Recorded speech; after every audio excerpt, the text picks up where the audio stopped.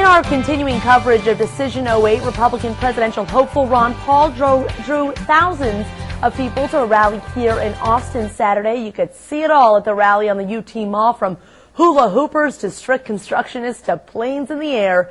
An excited crowd gathered to hear the congressman speak.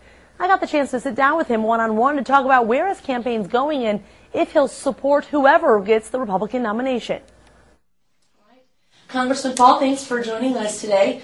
So the question on a lot of people's minds, you're here in Austin, you're still campaigning for the presidency. A lot of people say there's not enough delegates to take it through to the finish line. Are you planning on dropping out? No, not really. My answer has always been that as long as our number of supporters are growing, and they are, and the money keeps coming in for me to continue the campaign, we will. And so we're going to go after as many votes and as many delegates as we can. And the campaign effort, they're as enthusiastic as ever. You know, the supporters are still campaigning very hard. Even if you don't have a chance to get the nomination just because of sheer numbers, why do you want to continue? Because I think the supporters believe we have a chance to turn the country around, which is probably bigger than winning an election, because they're sick and tired of what they're getting. It's mostly made up of young people. You know, we've been on many of the campuses, and the crowds are large. They're enthusiastic. They're tired of this war. They're tired of the spending. They're tired of the deficits. And the young people especially know what they're inheriting. They're inheriting a mess, a bankrupt system, Social Security doesn't function, and they know they're going to have to work hard.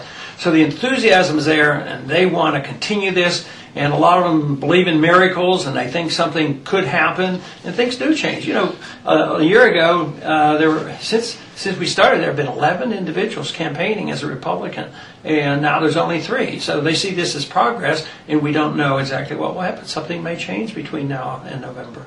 What is the message that you want to get out there, even if you don't win the nomination? You said you want to continue to spread the message. What is that message? It's something I've talked about for 30 years, and in many ways it's the platform that we work on all the time, and it's very simple. It's the Constitution.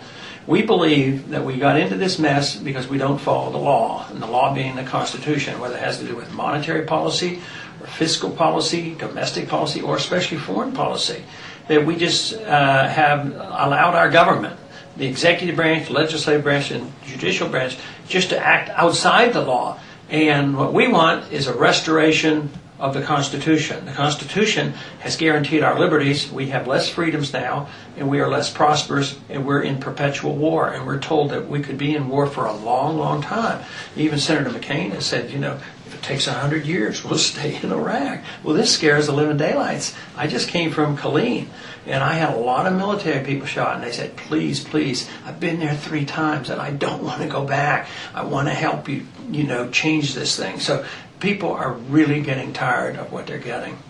A lot of your supporters want you to continue on with this campaign. I've heard personally from some of your supporters, they want you to run as a third-party candidate. If you can't get the nomination for the Republican candidacy, they want you to break out as a third party. Is there a chance? And if not, why not? Not likely. I have no plans to do that, and it's rather sad. Will you back McCain when he gets the nomination? Probably not, unless he changes his his philosophy. What would we do if we pulled out of Iraq at this point? Can we pull out of Iraq and not have that entire country collapse? Well, the bigger question is, what are we going to do if we stay? If we stay, the killing is going to continue. Americans are going to continue to die. Soldiers that have been over there 2 or 3 times will have to go back for a 4th time, and because it's very difficult to get people to enlist. Yes, it's a mess. It's going to be a mess after we leave, but it's a mess because we went in under false pretense. But things in Vietnam turned out much better than anybody dreamed. Once we left, we started trading with Vietnam, and now we invest in Vietnam. We get along with Vietnam. We fought with the French for 20 years trying to tell the Vietnamese what to do with their country, and now we've achieved in peace what we couldn't achieve in war. The world has been telling Iraq what to do since World War I. It's an artificial country. It's time the people of Iraq got to decide what they want for their country. And the more we meddle, the more problems we're going to have for ourselves. So if we want a real effort to move toward peace, we have to get out of the way and allow it to happen. All right, and finally, just to confirm, you said you're not dropping out of this race and you're not going to break out as a third party. No plans to do that whatsoever. But we will be in this race, and as long as the supporters want me to do it, and more join us every day, which they do, and they can continue to send in the money. They've been very generous. We've raised a lot of money.